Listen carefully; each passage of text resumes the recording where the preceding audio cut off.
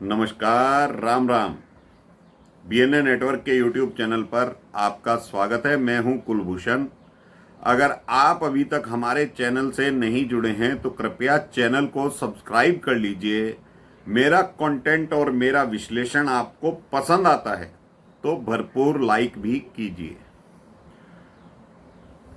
कल लोकसभा सदन में प्रधानमंत्री नरेंद्र मोदी राष्ट्रपति के अभिभाषण पर अपना व्याख्यान दे रहे थे और उन्होंने जो गंभीर बातें कल कही हैं, वैसे तो दोस्तों मैं विश्लेषण कर रहा हूं, उन्हें ये चीजें पिछले 5 वर्षों में कर देनी चाहिए थी, क्योंकि जो उन्होंने इकोसिस्टम के बारे में बोला है और जो 2024 में उन्होंने देखा है कि किस तरह से कांग्रेस ने अपने गठबंधन साथियों के साथ हिंदू धर्म पर हमला बोला, उनका जो इकोसिस्टम कार्य कर रहा था पिछले 70 सालों से देश के अंदर, उस पर बोला, रौद्र रूप दिखाया।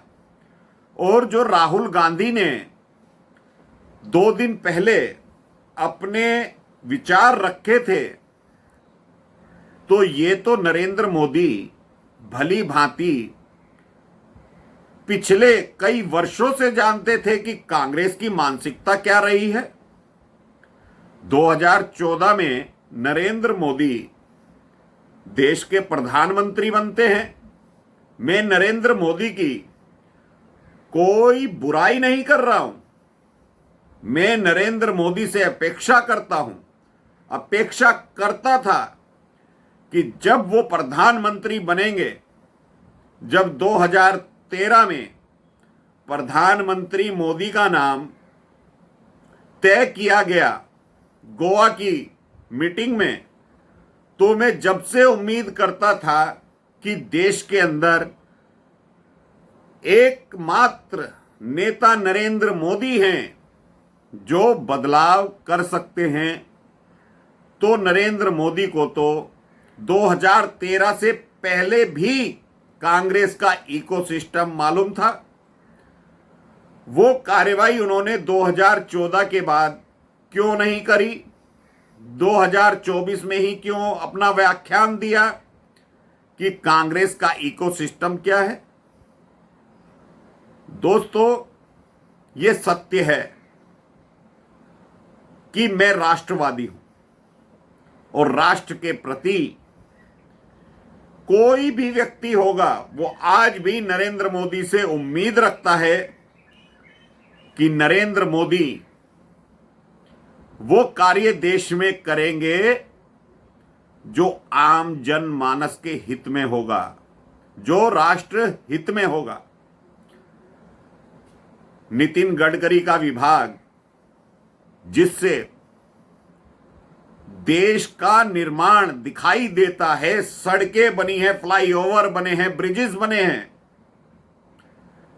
क्या ये नितिन गडकरी ही कर सकते थे या उससे पहले के जो भी मंत्री थे, जो भी सरकारें थी, वो भी कर सकते थे? लेकिन कांग्रेस का इकोसिस्टम उसको प्रचारित नहीं करता। वो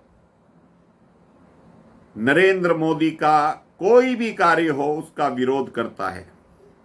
उसे ही इकोसिस्टम कहते हैं। कोई अच्छा कार्य हो उसका विरोध किया जाए, अपना नैरेटिव गढ़ा जाए। सिर्फ सत्ता पाने के लिए कांग्रेस पार्टी ने जो पिछले 75 साल में किया है, चाहे वो विपक्ष में रही हो या सत्ता पक्ष में रही हो, देश हित के कार्यों में कम रुचि दिखाई है। सत्ता पाने के लिए Congress time to time narrative घड़ती रही है। बताते हैं, घोटाला तो जवाहरलाल नेहरू की सरकार से ही शुरू हो गया था। जीप घोटाला हुआ था। 2009 के बाद प्रचंड रूप लिया था घोटालों ने। कई तरह के स्कैम निकल कर आए थे। तो प्रधानमंत्री जी ने उस पर वज्रपात क्यों नहीं किया? क्या प्रधानमंत्री भी चाहते थे कि राहुल गांधी के ऊपर कोई कार्रवाई नहीं की जाए, जिससे भाजपा को यह लगता रहा कि जब तक राहुल गांधी विपक्ष के नेता रहेंगे भाजपा बढ़ती रहेगी? ये सोच भाजपा की गलत थी।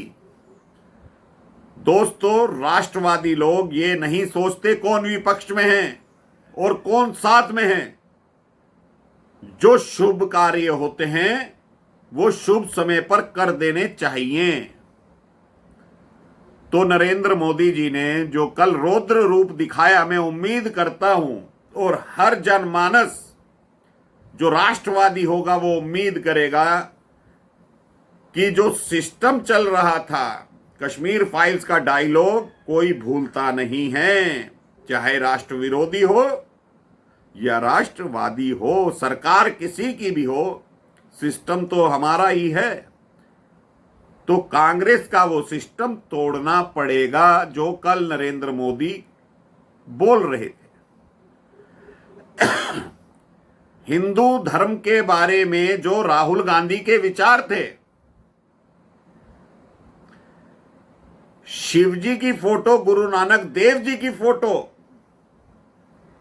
वो किस तरह से सदन में दिखा रहे थे, जो कि अमर्यादित था। संसद की कार्यवाही में ये कार्य निंदनीय है, कर नहीं सकते हैं। तो क्या परसों ही ओम बिरला जी को रोक नहीं देना चाहिए था? रोकने के बावजूद भी राहुल गांधी ये कुकृत्य करते रहे।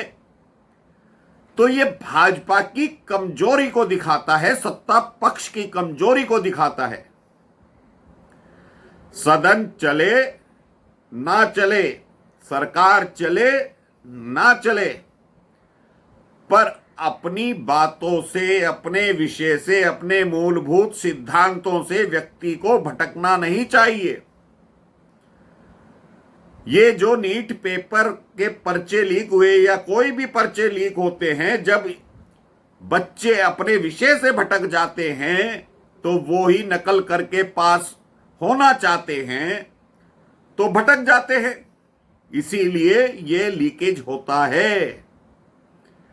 ऐसे ही भाजपा को चाहिए अपने मूलभूत सिद्धांतों को ना छोड़े। और कल ये नरेंद्र मोदी ने कह दिया कि भाई 2014 में भी यही माहौल था, 19 में भी यही माहौल था, 2024 में भी यही माहौल है। भले ही 240 सांसद हैं भाजपा के, तो भाजपा को यह याद रखना चाहिए कि 240 सांसद सनातनी वोटों से जीते हैं। बिना सनातनी वोटों के, बिना हिंदू वोटों के भाजपा का एक भी सांसद जीत नहीं सकता। तो सबका साथ, सबका विकास अब नरेंद्र मोदी ने कहना छोड़ दिया है। यह बात उनको 2019 में समझ जानी चाहिए थी, क्योंकि 2014 में तो नरेंद्र मोदी चाहते थे कि सबका साथ, सबका विकास और सबका प्रयास भी हो और सबका विश्वास भी हो। लेकिन देर आए दुरुस्त आए। सदन की कार्यवाही में जो भी राहुल गांधी ने किया, सदन के चलते जो भी लोकसभा में किया, उस पर कार्यवाही होनी चाहिए। ये नरेंद्र मोदी ने कल ओम बिरला को छूट दे दी है और ये लोकसभा अध्यक्ष का कर्तव्य और दायित्व है कि कोई भी माननीय सांसद सदस्य अगर गलत करता है तो उसको दंड मिलना चाहिए। सेना की भर्ती पर मतलब प्रधानमंत्री की पीड़ा भी थी। जो कल उन्होंने बातें कही हैं उसके अंदर पीड़ा भी थी। पहले तो प्रधानमंत्री ने हिंदू धर्म का खुला समर्थन कर दिया और बिना बोले बता दिया कि वो सनातनी हैं। दूसरी चीज, सेना पर, सेना क्योंकि देशभक्ति के मुद्दे पर बात कर रहे थे नरेंद्र मोदी, तो उन्होंने कहा कुछ लोग चाहते हैं कि सेना में भर्तियां ही ना हो, तो वो किसके साथ मिले हुए हैं? सीधा सीधा हमला राहुल गांधी और चीन के ऊपर था कि इन दोनों की मिली भगत है, जो इन्होंने कांग्रेस पार्टी ने और चीन की पार्टी ने गुप्त समझौते किए हैं। भाई, जो भी सरकार योजना लाती है उसमें कुछ कमियां हो सकती हैं, तो आप झूठ को प्रचारित तो मत करो। अग्निवीर में कोई कमी है, आप सदन में हैं तो आप उसे बताइए ये कमी रह गई। 158 संस्थानों से चर्चा करने के बाद अग्निवीर योजना लागू की गई थी, फिर भी अगर कोई कमी है तो सरकार उसको दूर करेगी, आप बताइए। लेकिन हमलावर मत होइए, देश के खिलाफ मत होइए। 1 जुलाई का भी जिक्र किया प्रधानमंत्री मोदी ने 8,500 रुपए का। तो ये जो इन्होंने झूठ प्रचारित किया था कि 8,500 रुपए प्रतिमाह औरतों के खाते में आ जाएंगे, ये प्रचारित नहीं किया था कि सरकार आएगी तो मिलेंगे, राहुल गांधी प्रधानमंत्री तो बनेंगे तो मिलेंगे। ये कहा था चुनावों के बाद 8,500 रुपया महीना हम देंगे महिलाओं के खाते में, फॉर्म भरवाए गए। तो ये इकोसिस्टम तोड़ना पड़ेगा नरेंद्र मोदी को, और झूठ प्रचारित किया जिसने भी किया, जहां से हुआ जांच कराकर तुरंत जेल में डालिए। अब तीसरी बार प्रधानमंत्री बने हैं मोदी, तो वो कह रहे थे 3 गुना शक्ति से कार्य करेंगे, तो 3 गुना शक्ति से ही अपराधियों पर कार्रवाई होनी चाहिए। नीट पेपर में भी जो गिरफ्तारियां की हैं उससे काम चलने वाला नहीं है। छात्रों के साथ सरकार की वार्ता होनी चाहिए। हर स्टेट में सरकार को चाहिए कि अपने नुमाइंदे तय करे, छात्रों से संपर्क करे, छात्रों से वार्ता करे, उनकी समस्याओं का निवारण करे। छात्रों को यह मतलब नहीं है किसने पेपर लीक करा था वो पकड़े गए। भाई, उनका भविष्य खतरे में आ जाता है, उनका टाइम खराब होता है। तो प्रधानमंत्री जी जो कह रहे थे जब वो गुजरात के मुख्यमंत्री थे, तो वो तो जब से कांग्रेस का इकोसिस्टम समझते हैं, तो कार्यवाही उन्होंने लेट करी है, मेरे हिसाब से 5 साल। ये कार्यवाही उन्हें 2019 से शुरू कर देनी चाहिए थी, क्योंकि 2014 से 2019 तक 5 वर्ष मिले थे उन्हें। और मुख्यमंत्री काल में भी नरेंद्र मोदी ने इन लोगों को भुगता है, झेला है। तो नरेंद्र मोदी जब कह रहे थे मैं 2014-19 भुगत चुका हूं, तो वो तो मुख्यमंत्री काल में भी ऐसे लोगों को भुगत चुके हैं। तो दोस्तों, चर्चा करने के विषय बहुत हैं। किस तरह से नरेंद्र मोदी ने कांग्रेस को, राहुल गांधी को उधेड़ कर रख दिया, एक एक धागा खोल के रख दिया कि जवाहरलाल नेहरू आरक्षण विरोधी थे और ये संविधान की किताब लेकर घूमते हैं। इंदिरा गांधी ने इमरजेंसी लगाई, प्रजातंत्र को खत्म किया, लोकतंत्र को खत्म किया। और ये जो दलितों की बात करते हैं, जगजीवन राम के बारे में वर्णन किया कि उनको इंदिरा गांधी प्रधानमंत्री बनने नहीं देना चाहती थी। तो ये लोग संविधान की दुहाई देते हैं, बात करते हैं, अपने आप को दलितों का नेता बताने की कोशिश करते हैं। बाबू जगजीवन राम याद करिए, और सीताराम केसरी याद कीजिए, किस तरह से हमलावर हो गई थी कांग्रेस कार्यालय में से, उन्हें भागना पड़ा था, कांग्रेस कार्यालय छोड़कर भाग गए थे सीताराम केसरी। तो ये दलितों की बात कैसे कर सकते हैं?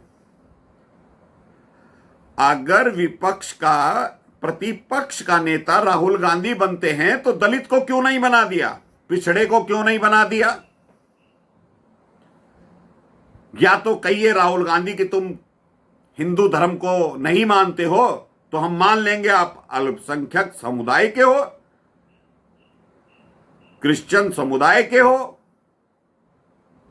लेकिन अगर आप हिंदू धर्म को फॉलो कर रहे हैं, भले ही आप दिखावे के लिए करते हैं क्योंकि जनेऊ ऊपर डाल लेते हैं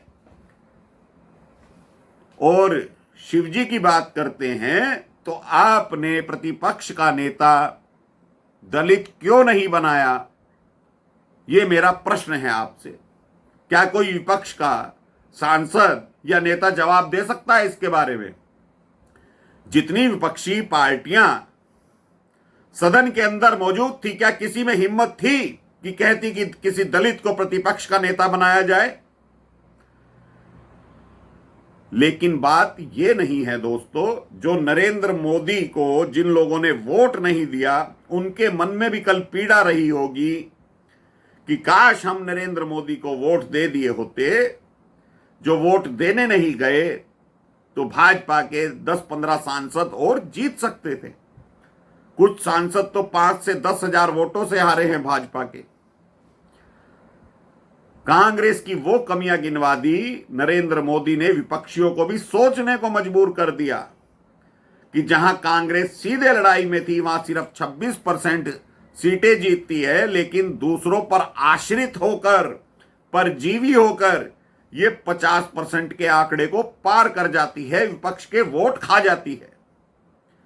और इससे उलट भाजपा से कोई गठबंधन करता है तो गठबंधन साथी को फायदा होता है भाजपा के वोटों का। यह प्रधानमंत्री ने समझाने की भी कोशिश करी। तो जो नैरेटिव कांग्रेस घड़ रही थी, अगर वाकई प्रधानमंत्री उस इकोसिस्टम को तोड़ देते हैं तो ये तय जानिए कि 3 गुना से ही विकास दर बढ़ेगी, भारत अर्थव्यवस्था में भी तीसरी शक्ति बन जाएगा।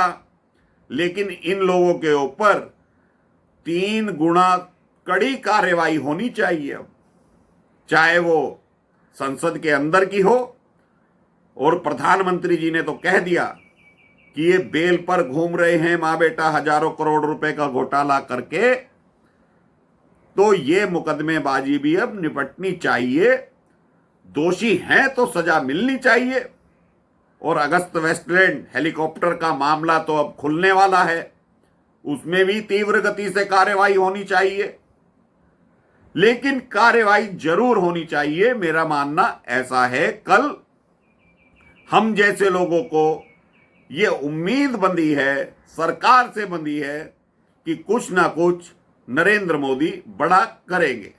तो दोस्तों अभी के लिए इतना ही। मेरा कंटेंट, मेरा विश्लेषण आपको पसंद आए तो भरपूर लाइक कीजिएगा, चैनल को सब्सक्राइब कर लीजिएगा, बेल आइकॉन दबा लीजिएगा। धन्यवाद, नमस्कार, भारत माता की जय।